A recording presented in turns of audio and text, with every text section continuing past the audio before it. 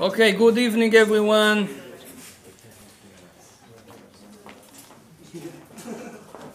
Thank you to Tovli for the food. Tovli, you know what's Tovli? What's Tovli? Tovli? מה זה Tovli? Good for me.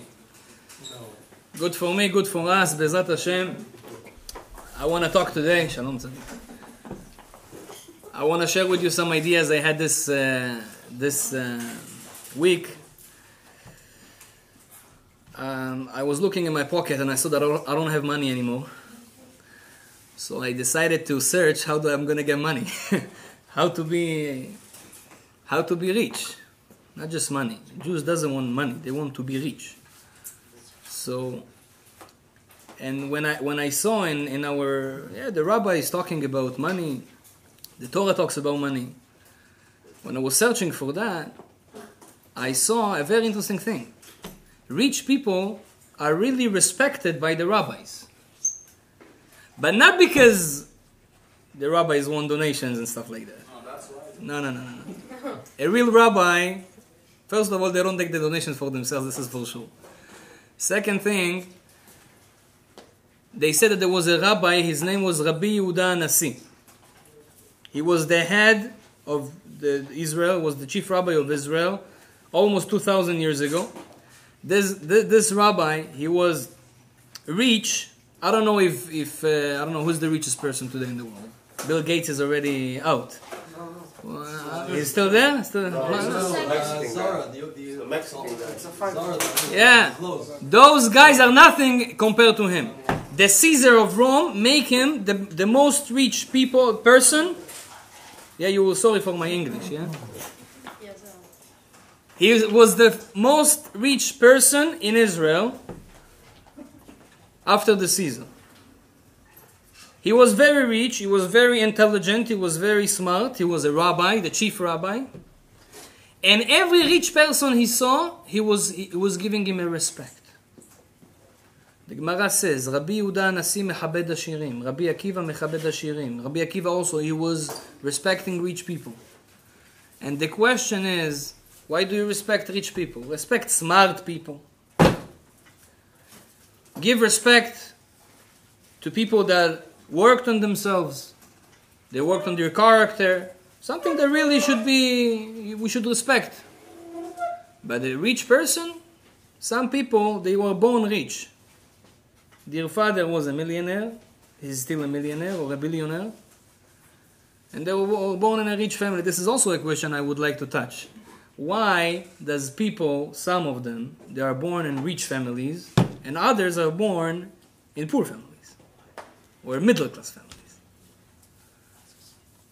We choose it. The Zohar say you choose. You choose your family.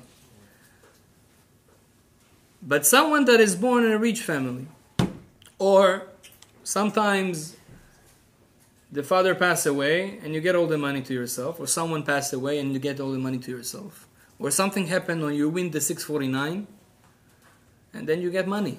So you didn't work for the money.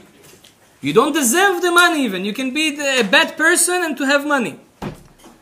So why does Rabbi Akiva and Rabbi Yehuda are respecting rich people? Why should we give them respect? The answer for that is that rich people depends on their soul. It depends on their luck. Someone that has a good luck, it means he has a good potential of soul. And that's why he is rich. And because he has a big potential of soul, we respect him. People that don't have money, it means, according to what I said, they don't have a big potential of soul. And they don't have luck. So it means that they're not so holy. But one second. We see a lot of people that are very, very bad and they are rich. And we see people that are very, very tzaddikim, righteous, and they don't have money. The reason why we don't have money is, and this is the research I did this week, the reason why we don't have money is because we don't know how to take it. Every Jew is a huge soul. Each one of us, we don't understand how big are we, how big soul we have, if you would understand who are you, you would dance the whole day in the streets. I promise you. I promise you. You would dance the whole day on the streets. Just to understand what's a Jew, what's the power of Jew, what soul you have, what's your future. But we don't understand that. So we know we are Jews, Baruch Hashem, we have a big soul. If we have a big soul, each one of us should be rich. So why we are not rich? If we have a good potential of soul, why we are not rich? This is the question I want to touch today. And the answer for that, what I said before, is because we don't know how to take it. You know, I grew up in Israel. You can see from my accent. I grew up in Israel, and there was one law, a sentence, that every Israeli has to know it. If you don't know the sentence, you're not Israeli. The sentence is like this. נותנים לך, תיקח. מרביצים לך, תברח. They give you, take. They want to beat you, run away. This is a rule in Israel. Someone gives you, take. Rabotai, my friends, someone gives us money every day. We don't take it. Someone gives us good things every day. We don't take it. The problem is that nobody taught us how to take that money that comes every day to the world. How to take that energy, good luck that comes to the world every day. Because every day, HaKadosh Baruch Hu, Hashem, sends luck to the world. He sends money to the world. He sends health to the world. He sends everything to the world. That's why you see the world does exist. The problem that we don't know how to take it. Or another problem, even when we get it, sometimes we lose it. And I'll teach you one rule. Rabbi Nachman Mibreslev was a very big rabbi 200 years ago in Ukraine. He is buried in Uman. You know, a lot of people, they fly there for his grave. He said something amazing. He says, you know, one of the reasons why we lose our money, why we don't have a blessing in our money, is because of anger. How anger is related to money? He says, very related. According to spiritual rules, in heaven, anger and money are coming from the same gate. Those people that study Kabbalah, secrets of Judaism, they know those stuff. The gates of anger and money are coming from the same root. If it was written about you, every year we have Rosh Hashanah. Yeah, the head of the year, Rosh Hashanah, is going to come soon in a few months. At that day, the whole nation, actually the whole world, is basically getting their money for the whole year. Everything is written, how much money you're going to get out, the salary you're going to get every month, the health you're going to have. Of course, you can change it in between, but basically, as a rule, it's written about you from the beginning of the year, everything. You want me to prove you that it's written? I'll prove you. Maybe I told you that once. I was in Israel before I got married, and I was going out with one lady, and I really thought she's going to be like my match, and we're going to get married and stuff. Baruch Hashem, it didn't happen. But I went to give a lecture in Ramle.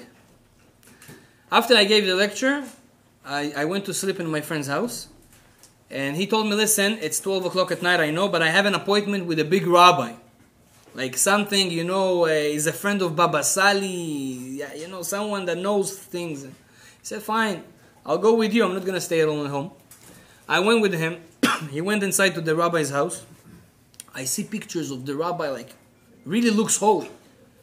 And I see his pictures with the Baba Sali. Baba Sali is one of the great rabbis, he did a lot of miracles. Everybody knows about that. And I saw pictures, him sitting with the Baba Sali, so I said, wow, it's a great person. I was learning in the hallway. He was inside. Then he comes out. He tells me, Israel, he wants to talk to you. The rabbi, how does he know that I'm here? He says, yeah, I don't know. He wants to talk to you. Okay, fine. I went there. Now he's looking like 70, 80 years old. He passed away already. This year he passed away. Long beard, looks mamash with all the Moroccan old rabbis, how they used to look like.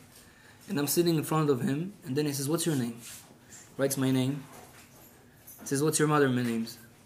I told him, listen, I'm not sure what's her name because she has a name that people call her Tanya.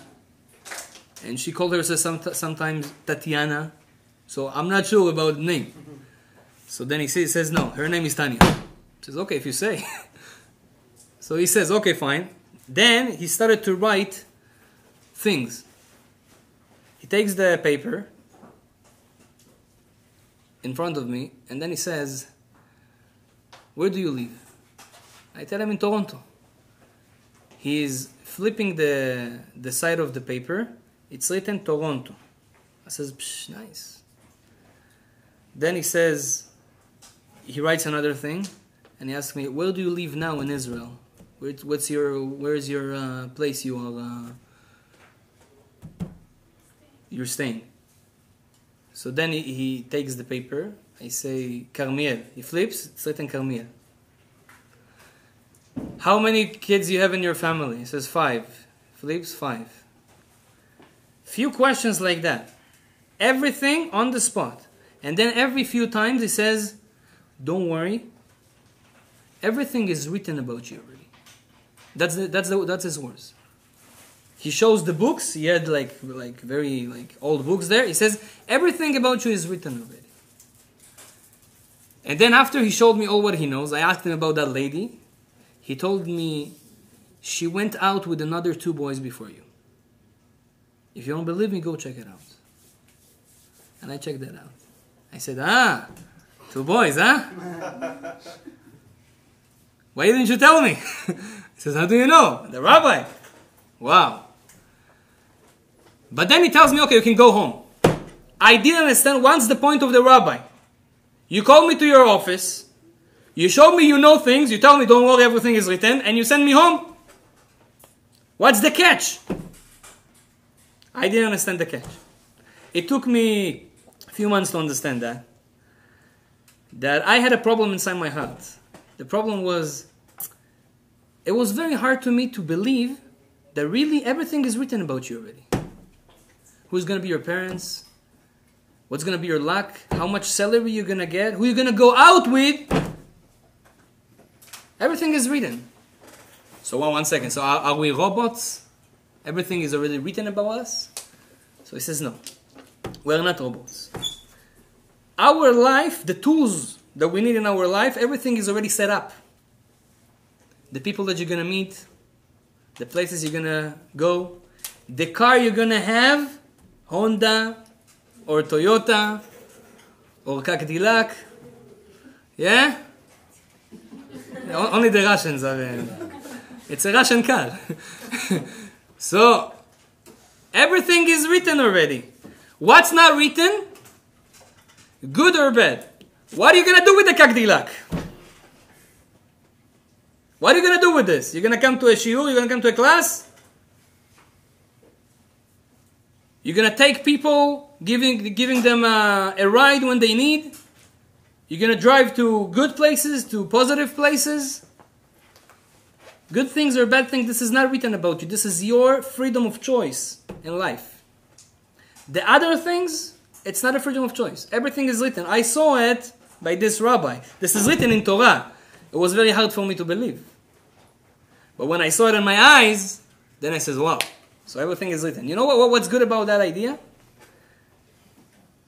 I stopped worrying. When you worry about money, when you know that the money is on your shoulders. Well, I have to do, I have to go, I have to that, I have to study. It's on me. If it's not going to go like I want, if the business is not going to run, if I'm not going to pass the test for the exams, and then I'm not going to be a doctor. You worry. So then I'm not going to have money. When you understand that really, really, really, everything is already written, so first of all, don't worry. But what's the problem? It could be that it's written on you that you're going to get, that Jason's going to get this month, $15,000. Say amen. Amen. Let's say it's written about him that he gets $15,000 this month. This is what was written on Rosh Hashanah. Okay? So, Jason have to take this money from there. If he's not going to do what he needs to do, it's going to stay there. And maybe it's going to go to someone else. But really it's written about you. You just have to do something to push it down. And this is what I want to study today. How do we push down the good things that Hashem gives us every day? Because about every Jew has to be, because we are such big souls, we are the chosen nation. You are the kid of Hashem. As a little kid, he'll give you everything. Imagine you're going to be the son of Bill Gates. Or that Mexican guy, whatever. I don't want to be a son of a Mexican guy. But imagine, you're a son of Hashem. He can give you everything. What's the problem? You don't take. Your father gives you, take $100. No, thank you. Take $100. You don't know how to push it, how to take the $100 from your father. That's what we don't know how to do. That's what was my problem. When we're going to study that, we're going to know how to get it done. So first of all, before we get the money down, we have to understand how do we avoid getting the money that we have now goes out of us. Because sometimes you lose money. You can lose money by, I don't know, playing in casino. You can lose money by spending it on things, or things are getting ruined in your house, your car and stuff like that, and then you spend money on it and your money goes away on nothing. And there is a reason why it happens. So first of all, we have to keep our money, whatever we have. How do we keep the money that we have? The Gemara says, as I told you, Rabbi Nachman Breslev says, money and anger are from the same source. When God wants to give you money, let's say something was written about you that you have to get a certain amount of money. So then they say up there, okay, Jason is going to get this amount this month. What's happening right away is that there is one angel, his name is Satan, and he comes and says, well, 1 second. 1 second. Who said that Jason is deserved the money? Nobody asked me. And then they start to see. After they see Jason really needs to get the money is coming down. Coming down. Then the Satan says, well, 1 second. That angel says, 1 second. Let me test him. You can't give just money for free. He has to work for that. Let me test Jason. What's going to be the test? We're going to test him in an anger. We're going to give him a situation. I don't know, his mom's going to get him angry. I feel. Or his wife. Oh, no, you're not yet. Yeah, you're it's not good? No, not yet. Yeah, well, not yet. His I don't know, his friend or his teacher or whatever is going to get him angry. Or just someone in the street. You know, sometimes people on the street, they get you like crazy. And then Jason's going to be in a test. And he wants to beat him. And he wants to get angry on him. Or say a word to him. And then they say like this. If you're going to be angry, we take the money from... It comes from the same source. We take the energy of the money that you have to get and we switch it to anger. If you get a lot of anger out, a lot of money went away. A little bit anger out, a little bit went away, you still have a little bit. It depends on your anger. Now this is... I'm teaching you Kabbalistic things. It's Kabbalah. That's how it works. We have to work on our character. Anger and money can be changed, and they want them to be changed. He doesn't want you to have money. You know why? Because when you have money, you are happy, and then you say, Rabbi, I want to give a donation to the synagogue. I want to build a synagogue. I want to do something good. I want to give other people. I want to give the poor people to have food to eat. This is a big mitzvah. Satan doesn't want you to make this mitzvah. So they don't want to give you money. So they try to make it anger. And this is a big test for us. By the way, when someone gets me angry, I'm so happy. You know why? Because I'm like, wow, something has to come to me now. Like a good amount of money has to come to me now. Slide, 1 second. Hold yourself. Hold yourself. And I'm telling you, I checked that. Every time something like that happened to me, Every time something like that happened to me, and I hold myself, I got like a good amount of money from anywhere. Something that was not planned. The opposite, when I did get angry, and also I get angry sometimes. What can we do? So I lose money. I lose money on something. Car accident, something else. So this is first thing. Rabbi Nachman Basov tells you, listen, guy, you have to be calm. You know, in Canada, it's a little bit more, it's easier to be calm. I want to see you in Israel, and you're not getting angry. When you don't have parking lot where to park. Today I went to Wonderland. It's almost my first time in Wonderland. I went there like maybe 10 years ago, and now with my kids. So I didn't know how it works, and then I went in and I saw like $20 for parking. They're crazy. $20 for parking. Okay, I go inside. I park the car, and I'm trying to park the car. Now you paid $20 and you don't have parking.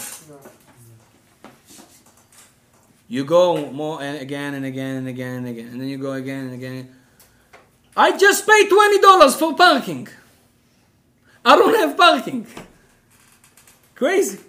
You want to be angry. You want to say, listen, the people that, the Wonderland manager is like that, and his wife, and whatever. But you hold yourself. 1 second. That's what Hashem wants now. Hashem wants me to be smile. That's what he did, right? He could have taken all the people from Wonderland to Center Island, but Center Island was closed today. So he decided everybody's going to go to Wonderland. So that's what Hashem wants. You have to be happy. Don't get angry. Everything is from Hashem. Hashem is doing everything. But Baruch Hashem, then I prayed to Hashem and I said, Rabbono Shel Olam, really, I don't deserve it. I really don't deserve it. But I prayed to Hashem and I said, Rabbono Shel Olam, I need a parking. I just finished the prayer. Someone went away. Nobody's here, tak. I went inside. Shtabach Shem Olam. It was very close to the place. Mamash, very close. So you see, anger is the worst thing you can have ever for your money. If you want to be really rich, you have to start work on your temper, to start to work on your angriness. This is first thing, to avoid it. Second thing, you know, the Jews, we like bread. Why I'm saying it? Not long ago, I was in Sobeys. And I was buying stuff for Shabbat. And I saw a secular Jew. Yeah, I mean, how do I know that he's secular? Because he didn't have any signs of Judaism. How did I understand that he's Jew? Because I saw he buying a kosher food. But then I saw something really got me. I was emotional. Yeah, I was touched. Bemet. He bought bread, and the bread fell on the floor. Bread is inside a bag, and then he takes the bread and give it a kiss. Wow! For me, it was like, oh, well, imagine the manager of Sobeys is going to see what's going on in Sobeys, and then he sees that Jew takes a bread and give the bread a kiss. What would he think? What's wrong with those people? Kissing bread.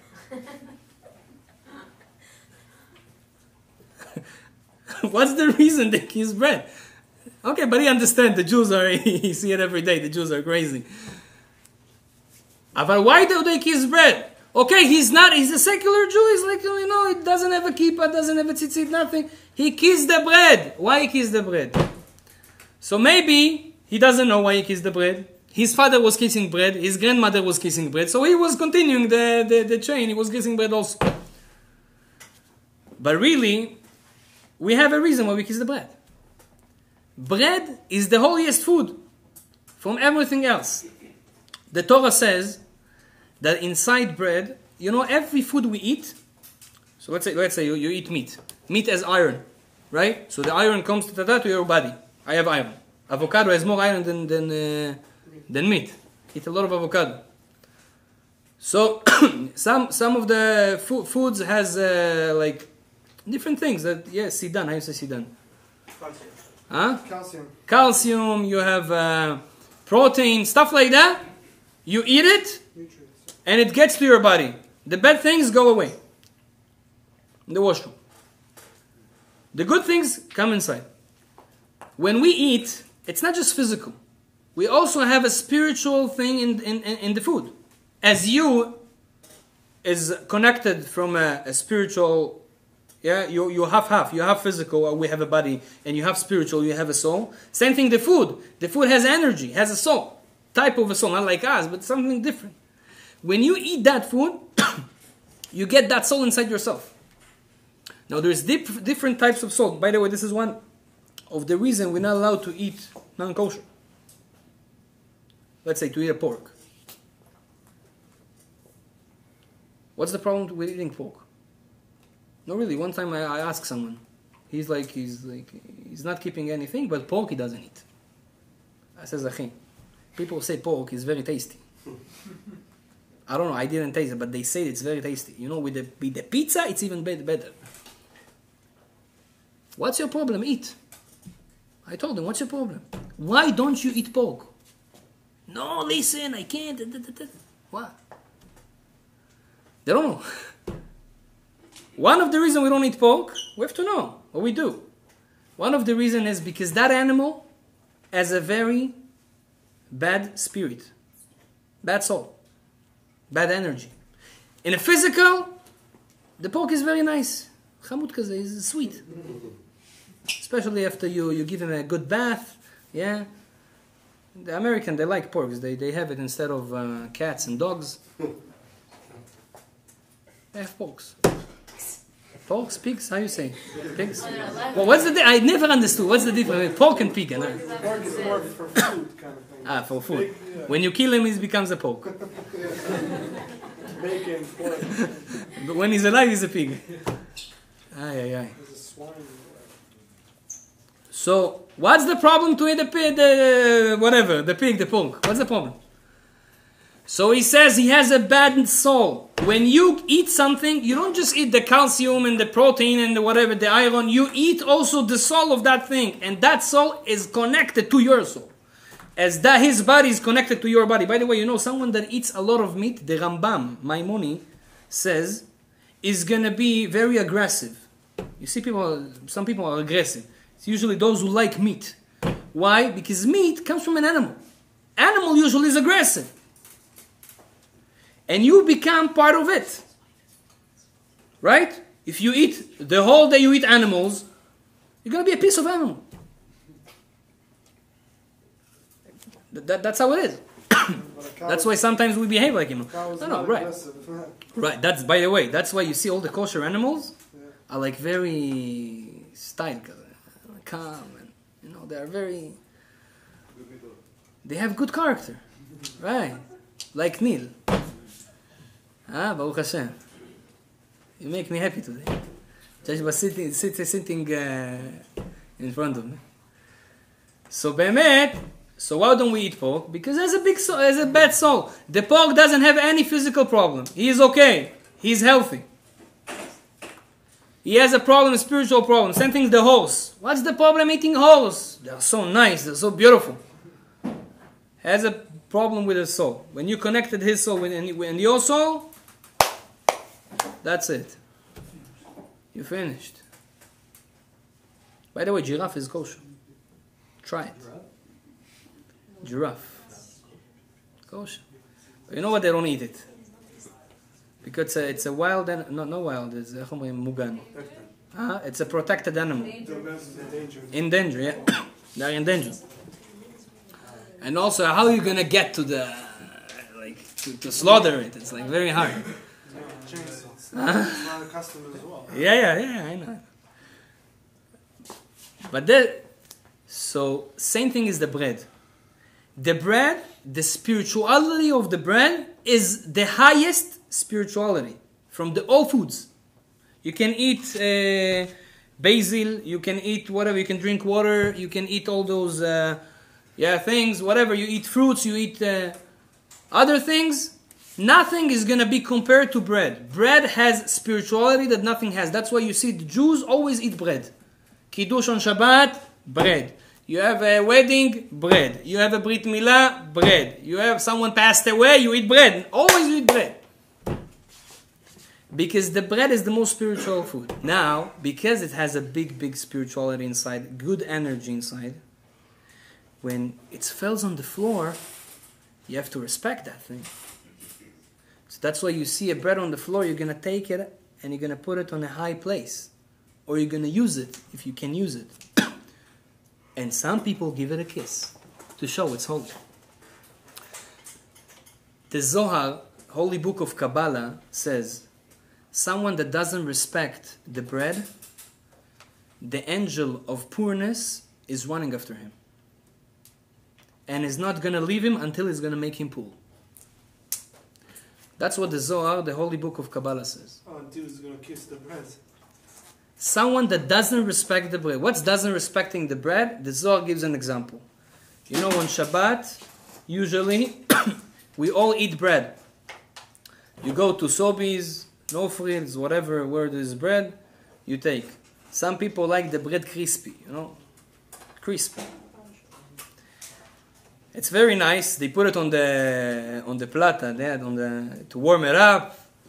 They take it, they make the blessing, and then you take the bread, you put it 3 times in salt, right?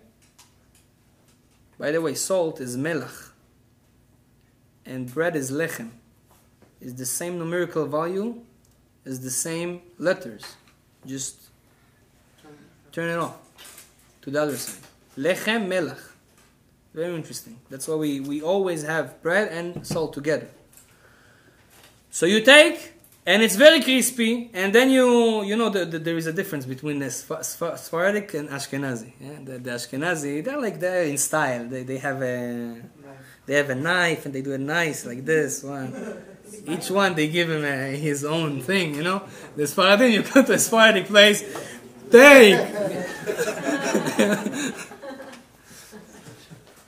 There was one time I went to a bakery in Israel, and it was a Sephardic lady sitting on the counter, and she was selling the bread. And then there was one guy says, "Can you cut me the challah to slices?" And she said to him, "Challah you don't cut, you do like this." And she puts challah, it's Shabbat, and she gives. This is two mentalities. Anyways, when you break the challah, by the way, in this thing, the Ashkenazi custom is better. I'll tell you why. Because when you cut the challah, what happens? You don't have a lot of crumbs. Crumbs. Yeah. You don't have a lot of crumbs coming out. When you do it like this, you know, everything is spread everywhere. Yeah, but this is our custom. We're still going to do that custom, yeah? But what's the problem? Sometimes the table is in Toronto and you sit in Mississauga. And then you take the bread and you want to give it to others, but all the crumbs are falling on the floor. The Zohar says if the crumbs are falling on the floor and now people's going to step on the crumbs, what do now? You disrespect the bread. And what's happening now? The angel of poorness, what he's doing? He's waiting for you. He's waiting for you. Because you disrespect the bread. Says the Zohar, first thing you should do, respecting the bread. Make sure the table is in Toronto and you're also in Toronto. And you make the bracha, you take it. Now it's not just on Shabbat. Every time. You're in university, in school, whatever you are. Bread is holy. Respect the bread. The bread has a big energy. We have to respect it. I'm not telling you now, before you eat, kiss it, and no. This is too much. Don't make it disrespect. Don't throw it. You know, when we want to throw bread, the halacha states we have to take a bag, a small bag. You don't want to eat anymore. You ate half a sandwich, that's it, I can't eat it anymore. You take a bag, you put it inside the bag, and then you put it like this in the garbage. You would never take a pizza and throw it like this. It's not. You don't have a bag, take tissue, I don't know, something, wrap it. Respect the bread. If you're going to do that, you avoid yourself from losing your money. You avoid yourself from the angel of poorness come to you and take your money. A lot of times that's what happened to us. We walk, we do, but we don't know those rules that can take our energy, can take our money in 1 second, and then we don't understand why it's happening to me. It's happening because we didn't study the rules of parnasa, the rules of money. This is one thing. Another thing is, okay, this is how I avoid losing my money. There is another, by the way, there's another thing to not lose your money, is by giving the money blessing. How do you give the money blessing? I have a cousin in Israel. He does a lot of money. He has a business. One time he came to me and says, listen, I don't have wife, I don't have kids. I do like 30,000 shekels in a month. And in the end of the month, almost nothing stay. Everything is gone. And then I ask him, what you spend? He says, usually I spend, I buy like good stuff. But most of the money goes on like stuff that should not go. For example, every month something happened with his car. Every month, almost, he has a problem in his business, and he loses some money he has to take from his pocket to put in. And he didn't understand why it's like that. Once I explained him, there is a rule in the Gemara, in the Talmud, says like this: כל הדבר הסמוי מן העין, יש בו ברכה. Anything that is closed from the eye, it's blessed. Something that everybody see, everybody know about, has less blessing. What does that mean? I think last time I gave a lecture, 3 weeks ago, we gave a lecture here on, a little bit we touched the topic of evil eye. There is a concept, we prove that there is such a thing, evil eye. You can look at something, and you're very excited from that, and you can make the person that owns that lose. Sometimes we have jealousy. We're jealous on what other people have. And the eyes can affect. We take the blessing out of that thing. People that have money, usually it says, okay, I have money. I have to show everybody that I have money. How are people going to know that I have money? So then they buy fancy cars. They buy fancy house. They buy everything fancy. And then all their day is like showing what they have. When they show what they have, people, wow. That wow takes their eye and closing your business. And look, I made a research. All the rich people that were very kind of showing off their things, they went down in the end. All of them. Those who were very humble, they didn't show themselves too much. They had a blessing at the end of their life. And why is that? This is one of the rules in the world. This is one of the Kabbalistic rules in the world. That something that is humble, something that is hidden, has a blessing in it. That's why, by the way, some women, Jewish women, it's not a law, but that's what they do. They get pregnant, they don't tell. They like keep it for 3 months, 4 months until people see that she's pregnant. Why do you do that? A lot of time, people say, wow, you're pregnant? And they are jealous. Or even they're not jealous. They're just too emotional and they're excited from that. Whatever they think, and this can affect you. Chaz v'shalom, a lot of women lose their babies because of those stuff. So they say, okay, I want to make it hidden. I don't want to show too much what I have, the good things that I have. And by the way, this is a perfect life like that. This is 100% guaranteed blessing in your house. I'm not saying just don't go and stay in your house and don't show nothing. No. I'm saying be normal. You can buy a car. Okay, if you want to buy a Lexus, buy white red.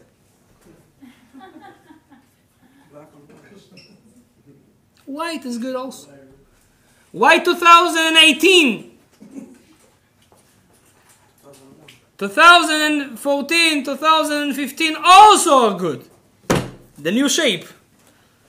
Right? Why? To take the eyes of people out. We say it in Hebrew. להוציא את העיניים.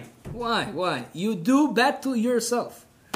כל הדבר הסמוי מן העין יש בו ברכה. Something that is hidden has a blessing. And that's a rule in life. Try to be hidden. You go out with a lady. Oh Hashem, you go for a date. Right away you go, you tell all your friends, you know who I got? This girl. Achi, you are in a big problem now. Now everybody's going to talk about you. They're going to say, wow, you got this. Wow. I wanted to be with her. You understand what you're doing? Shh. Keep it on a low fire. Nobody should know. Keep it. You and Hashem, you know that she's yours. Okay, fine. Then it's going to give you a blessing. Then don't come to the rabbi. Rabbi, she broke up with me. Why she broke up with you? Because you go tell everybody. And they take the eyes out. Make it on a low fire. This is a big rule to life. This is the hardest thing to do because we are living in a generation of Facebook, Twitter, help me with this, Instagram, Snapchat.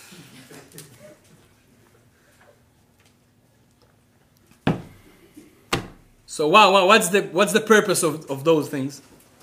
The purpose of those things is making sure when I go to a vacation, everybody knows where I was. And they know who I went with, and what I did, and what I ate, and everything they know. Huh? No, he's a tzaddik, live. He has a wall protecting him from Ayin Hara. I'm praying for him every day. Every day I'm praying for him. באמת. No, now, I'm not telling you now, okay, so I'm going to be like, no. Live normal. But not every step you do in your life, people has to know about that. Things that are very important to you, keep it quiet. Stuff that are not important to you, yeah, you made, I don't know, you made a good, you cooked something very nice, okay, show it to people. That's fine. But something that is really serious in your life, just keep it quiet. כל הדבר הסמוי מן העין יש בו ברכה. Something that is hidden from the eye has a blessing in it. This is the third rule. Now we're going to go to the other side. Now we said three things. Anger, hidden, to do it hidden, and to respect the bread. Those things avoid you from being poor.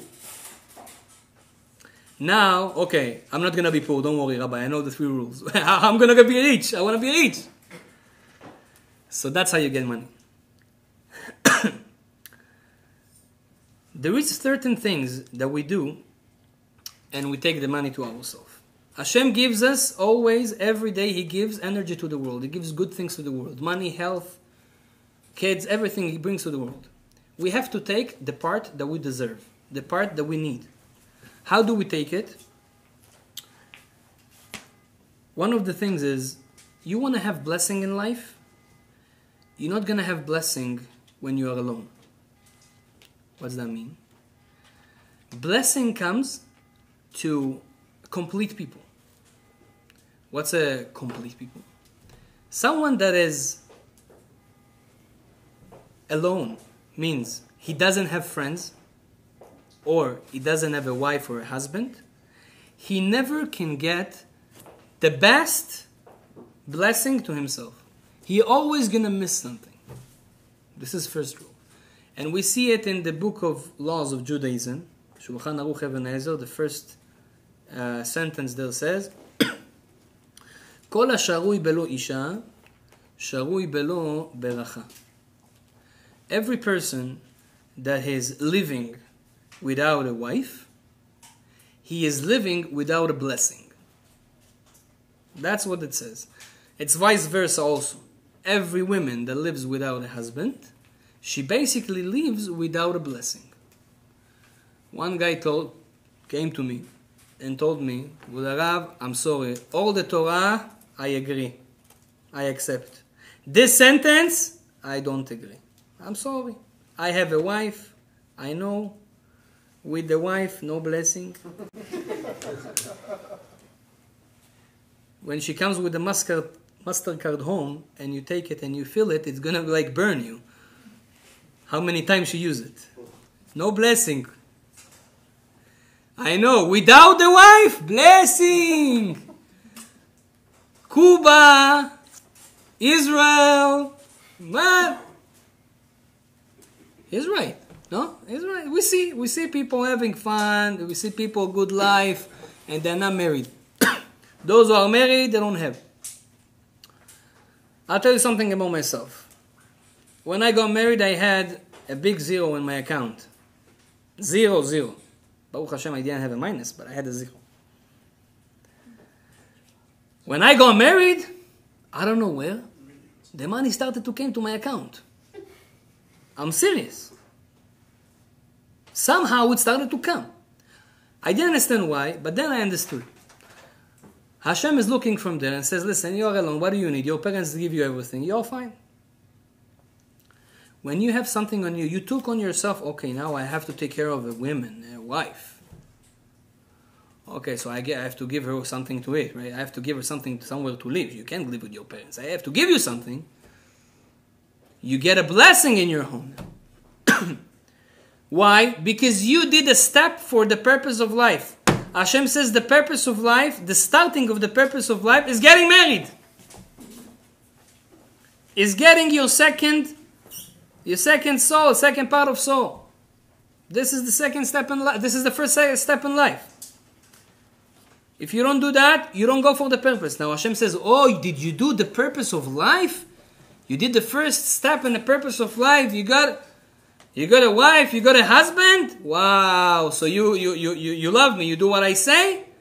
I'm gonna start to give you. You say, well, 1 second. There is a lot of people that they're not getting married. And they have a lot of money in their account. They have money in their account. There is money and there is money. I'll tell you, if Hashem would like to give me $3 billion that are not blessed, I'm telling to Hashem, don't give it. Don't give me it. I decline.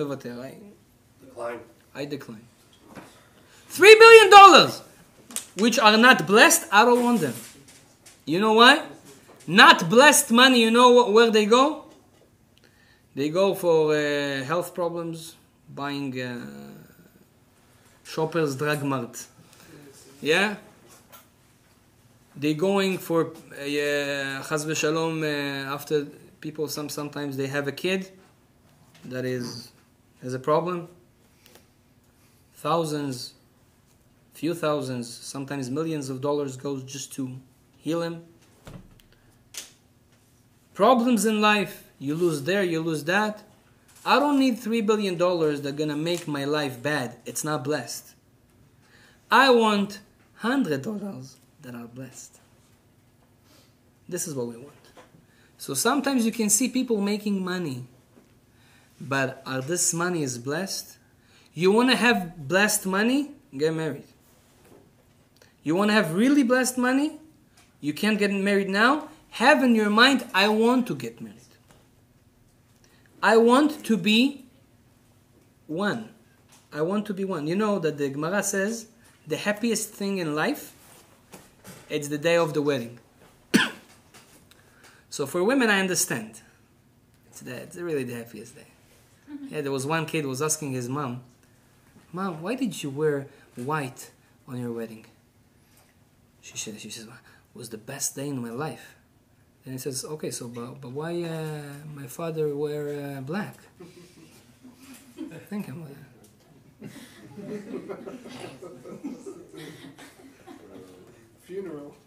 Huh? It's all downhill. That's how we look at life now. There was one guy, his father came to him one day. There was one guy, his father came to him in one day before his wedding. And he says, my son, I want to tell you that this is going to be the best day of your life. He says, Father, I think you were a little bit, tomorrow is my wedding. He says, no, I know what I mean. This is going to be the best day of your life.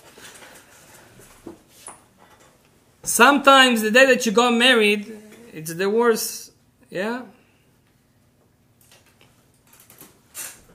But this is not true. This is how we think. And you know why? You know why that guy that came to me told me, Rabbi, I have a wife and I don't have blessing? You really don't have blessing. You know why? Because the Gemara says, the halakha, the book of laws says, Kol hasharui belo isha. Someone that doesn't exist with the women. That's the words of the Torah. If you're not with her, you don't have blessing. If you are with her, you do have a blessing.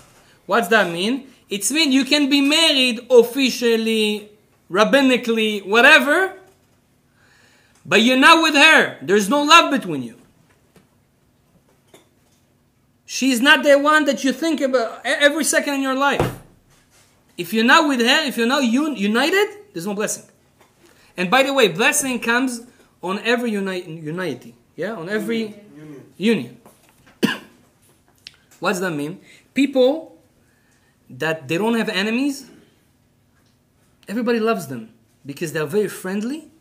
They're going to have a big blessing in money. Big blessing in money. Why? Because when people are mad at you, when people doesn't like you, so inside or outside, they curse you. They wish you bad things. And because we are Jews, our mouth is so strong, so powerful, we even don't understand. I told you one time I was in Israel. I was 14 years old, and we played. We have a road. Yeah, with a road, and between the roads you have a walk. The curb. Yeah, the curb. So we were playing. It's called stanga. We were playing with the ball from one side to the other side. And then I saw an Arab comes, Arabi. You know, they take a car.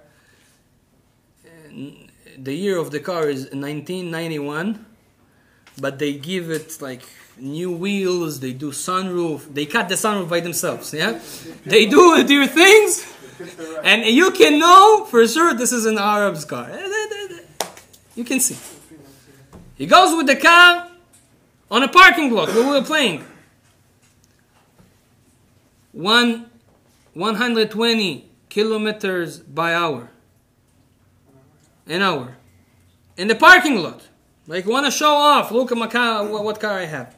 Now, that's how they teach us in Israel. When you see someone that is showing off, you give him a bad word. So I told him, he should stuck in the wall. That's what I said. It was not good. I was not understanding that. But you know what happened? I was not tzaddik or something like that, yeah? I just finished my words. He was stuck in the wall. His wheel broke to 2. And then it was shock for me. Wow. After that I understand, look what's a word of a Jew. You know what's a word of a Jew? When he really means something, it's powerful. So imagine you have enemies. You have people that don't like you. What they say about you? What they talk about you? I'm sure they don't say, why, I wish he's going to get $1 million. No. The opposite. So then what happens? A Jew has a powerful mouth, but when you have union with people, people like you. You know, one of the greatest thing that I thank to Hashem that He gave me that character, that I have a problem when somebody is like doesn't like me or thinks something bad about me or something like that.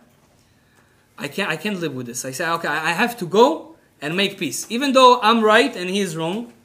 I'm gonna say I'm wrong. Just let's make peace. Why? Every second you're not in peace. So it's make people think bad about you, talk bad about you, and then your luck is going down. And then your money is going down. Minus $100, minus $200, minus $300. Why do you need it for your life? Now let's say you live with a wife, or you're dating someone, and you are making, and you are fighting one with the other. Every second you are in a fight, even though she or he doesn't say bad words about you, because inside he's really love you, but he thinks bad things about you. And I don't know if you remember, a few months ago we gave a lecture in Delights about the power of thinking. And even today the scientists, they made an experiment that whatever you think, it's changing the world. They made an experiment. They threw head and tails, like thousands of them, in a random way. And they told the whole students in the university to think about either head or tails. But everyone thinks about the same one. And whatever they were thinking about was more. All the time. And then they threw numbers. They had a machine that threw numbers randomly. And that machine threw numbers from 1 to 100. And they told all the students, think about 64. But think about 64, 64, 64, 64, 64. And we want to see if 64 is the number that comes the most. And this is what happened. So they wanted to prove that our thinking, even though it's inside the box here, it's really changing others. It affects the world. When you think good about someone, you get a blessing. This guy get blessings. When you think bad about someone, this guy get bad things. That's why the best thing in life that we can have, union. When people love you, Hashem loves you. And if people don't love you, make sure they love you. Go. Make peace. Don't worry about your pride. So what? Who are we? The best thing in life is shalom. And the other thing that can give you blessing in life, can give you parnasa, money in life. I want to have money, Kvod Harav. I want to have money. How do I have money? There's a few things you can do to make sure 100% you have money. Rabbi Nachman Breslev says, Al yedei ha'emunah nitrabeh ha'parnasa. The more you believe, the more parnasa you get. The less you believe, less money you get. What does that mean? Rabbi, I see a lot of religious people that don't have money. I tell you now, those religious people that don't have money, they don't have faith in God. People that don't have money, usually, they don't really have faith in God. Because if you were 100% sure that He gives you the money and you will come, no worries, He would give you. You know what's the problem? We say, no, God would not give me. I have to work on it by myself. You have to work. Hashem says, you think that I'm not going to give you? You think I don't like you? Why you think bad things about me? I do like you. Why you think I don't like you? Why you think that I can't give you? No, God would not give me. I have to work on it by myself. You have to work on it by myself. I'll give you to work on it by myself, by yourself. That's how Hashem thinks. That's how it goes. But when you comes and you says, Hashem, what can I do? I can try. I know people, they study in universities, they have masters, and what goes after? Bachelors, masters, and PhD. They have all of those and they don't have money. I know people like that. Doesn't matter what you do. You can have luck, you don't have luck. But when you are saying, Hashem, we are Jews. Jews don't have luck. The Jews only have Hashem. Only Hashem in the world. We don't have luck. Now, when you think that you do have luck, Hashem says, okay, so the luck is going to lead your life. You have luck, you will have money. You don't have, so you don't have money. You will work, you will have money. You don't work, so you don't going to have money. Sometimes you work and you also don't get money. But when you understand and you live with faith, and the more faith you have and you understand that every salary you get, you have to say to yourself, who gave me that money? The boss? The boss is just a pipe. The job is just a pipe to give me the money from Hashem. Hashem could give me the money in any other ways. He decided to give me but that way. He didn't bring me a miracle. People ask, okay, why? If Hashem gives the money, He should bring me the check coming like that to my door. Why is not happening? It's not Hashem. It always comes through the boss. I worked, I paid, I get. You know why it's like this? Because if really, really that's what would happen, each one of us was the righteous person in the world. You see miracles every day, that the money comes from Hashem. Of course you're going to do everything. You're not going to have a freedom of choice. Freedom of choice, it's in a life that you think everything is nature. Money comes by the nature. Now I tell you the secret, money doesn't come by nature. Money comes by miracle. Hashem does it by nature for us to not see miracles every day and to have a freedom of choice. But those people who get money easily, it's those people who understand that secret. That really money comes from Hashem, only Hashem, Hashem, Hashem. He's the giving the money. And because He's giving money, I don't worry at all. Don't worry at all. Don't worry what's going to be, don't worry. Nothing. Hashem will give me that. You know what I do sometimes? You can laugh on me, but that's what I do sometimes. I get bills, my house, yeah, and then I go to the park, and I say to Hashem, Hashem, I just got an electricity bill. Can you take care of it? And He takes care of it. Why I do that? Not because I'm crazy. Because I want to put in my heart that the one that does everything is only Hashem. And when you live like that, wow, you are the best person in the world. You're going to have the best blessing in your money. I'm not saying that 100% you're going to be millionaire, but you're going to have money for sure. You're not going to be poor for sure. And all the money you have blessing. You have blessing. I have a friend in Israel. He gets 5,000 shekels every year. I wish every week. Every month. 5,000 shekels every month. It's nothing. He has 3 kids. Just the rent is 3,200.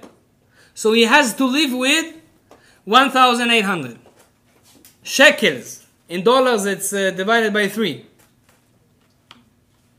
Where is electricity, water, and so on? Car, we're not talking about that. Education. I don't know how, but the guy is not in the minus. He has whatever he needs. He doesn't want too much, but he has whatever he needs. He lives nice, he is happy, he has time for his wife, he has time for his kids. And I was amazed, how come? And then I gave a lecture in Bat Yam in Israel. And I gave a lecture like I do here about the blessing of money. And in the end of the lecture, someone comes to the lecture, because after that we had the prayer of Arvit. So someone came to the synagogue with a hat and a suit. He's like strict religious. And he's listening to the end of my lecture. And then I talked about having blessing in money, doesn't have blessing in money.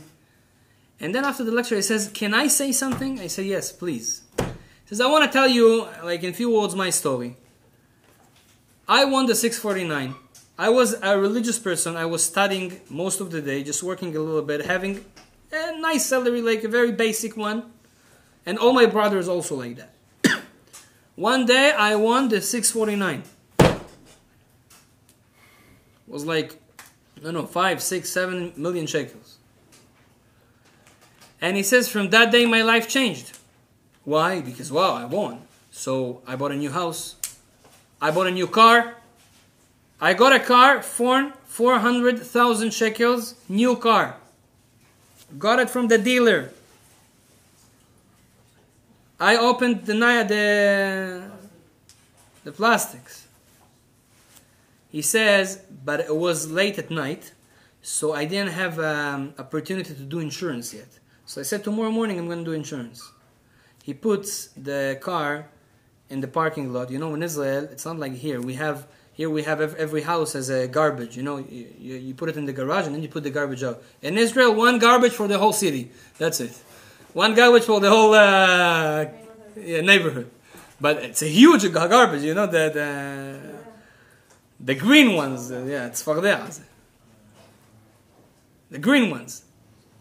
So he says, I put my car beside the garbage in the parking lot and that's it. He wakes up in the morning. You know what's pita? Pita, you know pita? That's how was his car. Lexus. 400,000 shekels. New. Pita.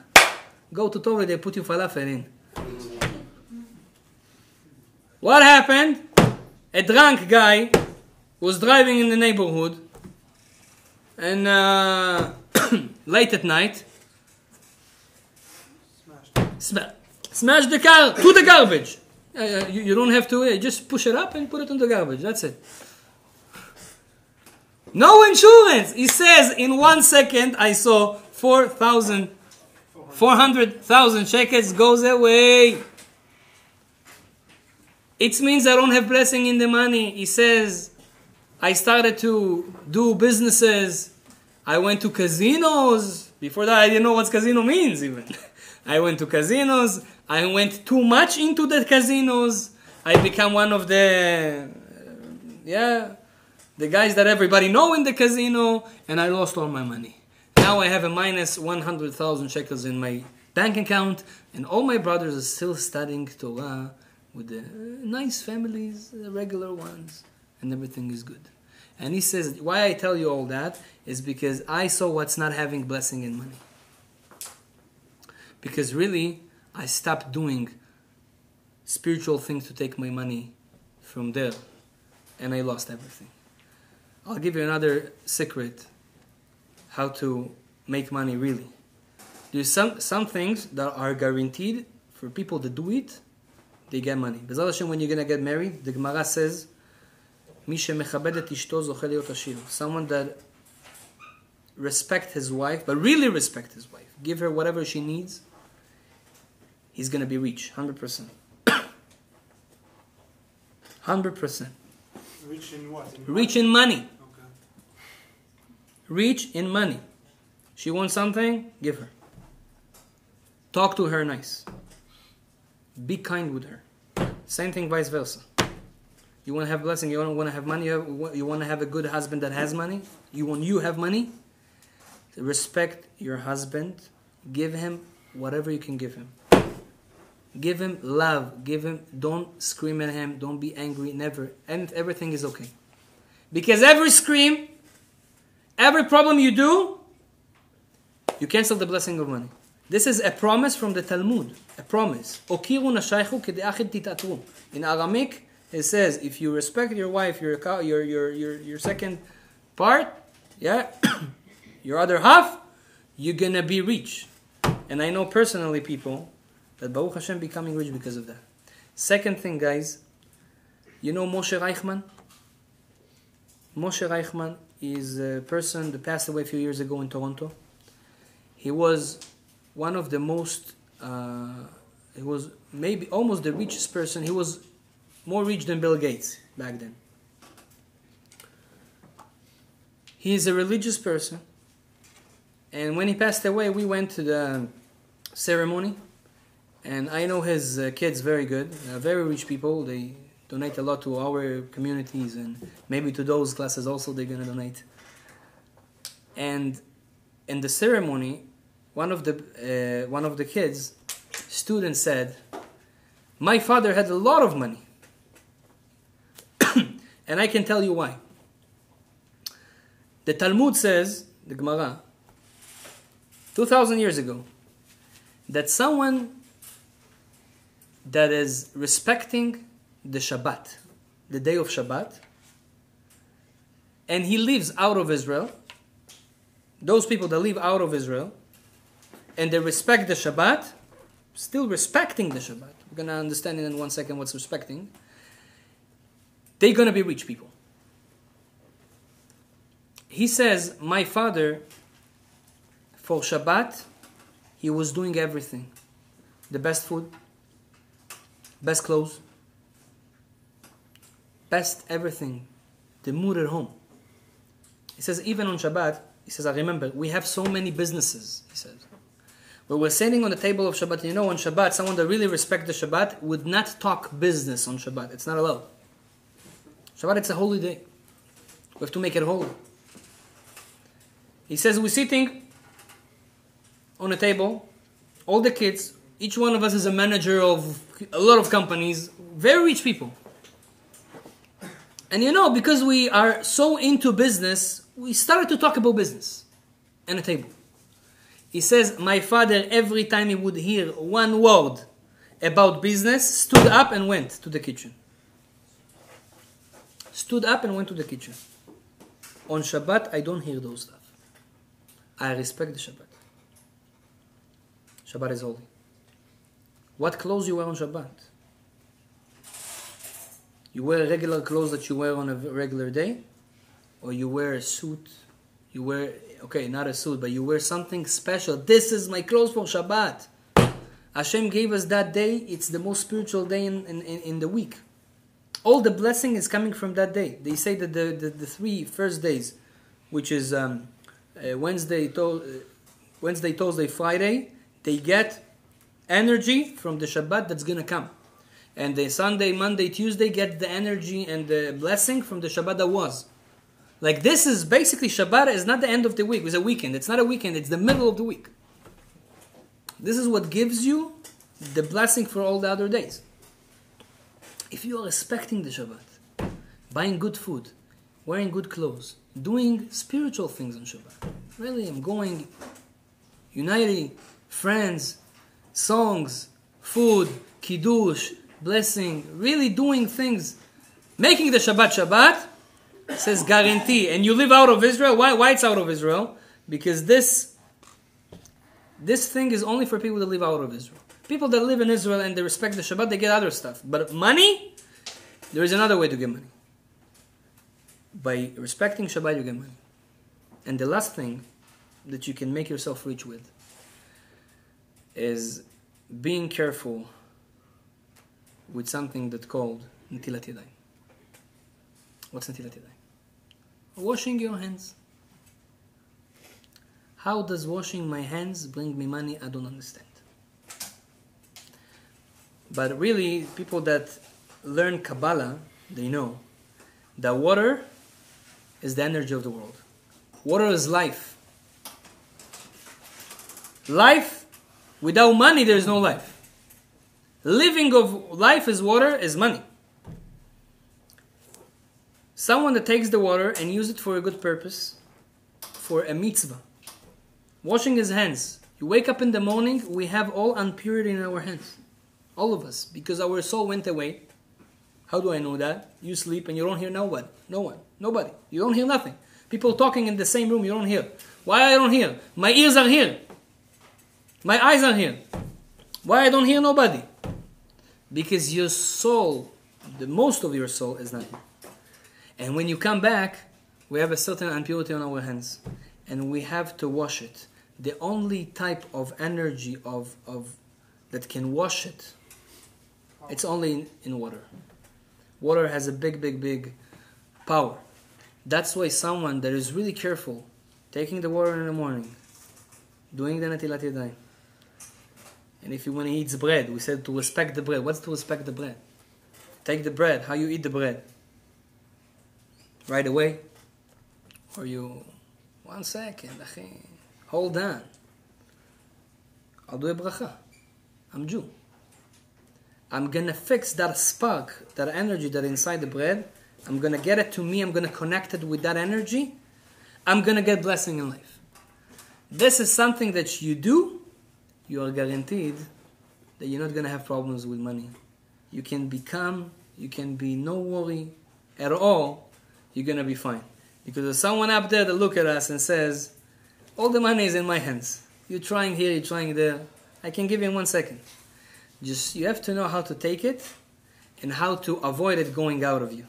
Because sometimes the money goes away from our hands. I'll tell you another thing. When you say the blessing on Netilat Yadayim, Baruch Ata Hashem, Elokeinu melech haolam asher kiddushanu v'tzivanu v'tzivanu al Netilat Yadayim. See the first letter of every word. Al Netilat Yadayim. It's going to be Ain, Nun, Yud. Ani. You know what's Ani in Hebrew? Poor. You know why? Because Arizal says 500 years ago, when you do Al Netilat Yadayim, you have to have in mind Ani, poor, go away. You get away all the poorness out of you. And any chance that you need to be poor, by doing the Netilat Yadayim with the blessing, you get it out of you. And you stay clean from poorness. The angel of poorness can't touch you. Can't come close to you. It's going to burn by the bracha of Netilat Yadayim. And this is something that for me was very hard. I'll tell you the truth. When I got inside to Judaism and they told me, oh, you have to bless. What does this blessing is going to do? How can you prove me that this blessing is going to affect something? So I'll tell you. Rav Zamir Cohen, he did an experiment, and the experiment showed that something that you bless on it is going to grow better. They took two bottles, and they gave it every day water. Do it at home, I did it also. One bottle, they make a blessing on the bottle. They drink a little bit and then they put the water. And the other one they don't do, they just put the water. They saw that the plant that they were blessing on them grew 70% more in the same time. It was like that. So they say, okay, maybe it's an accident, maybe it's a coincidence. They did it 180 times in different places. They took 180 families in different places in Israel. They did this experiment. All the places were like that. I didn't believe them. I did it by myself. Same thing. Also in Toronto, this works. Baruch Hashem, I want to thank a dear friend of us, Uri Rovman and Dror, they're באמת trying to give a little bit of warmth to, even though it's warm outside. Warm. Yeah? It's warm outside, but they give more warmth, a spiritual warmth, to Toronto by organizing these classes, Bezrat Hashem. We'll try to do it once in 2 weeks, something like that. Bezrat Hashem Yitbarach. I give you the last thing to have money is getting a blessing from someone. Now, I'm not a tzaddik to give you a blessing, but Bezrat Hashem, maybe I gave a shiur, maybe I have a little bit of power in my mouth. I want to say, and I want to bless each one of you, Bezrat Hashem, that you never would have problems with money. Never, ever, and Bezrat Hashem, all the wishes you wish to yourself, if it's good for you, Hashem will give you it from today. Amen v'amen. Thank you very much, Dror. Chazak u'baruch. I know there's a lot of food left. If you want to take a little bit home, please, feel free.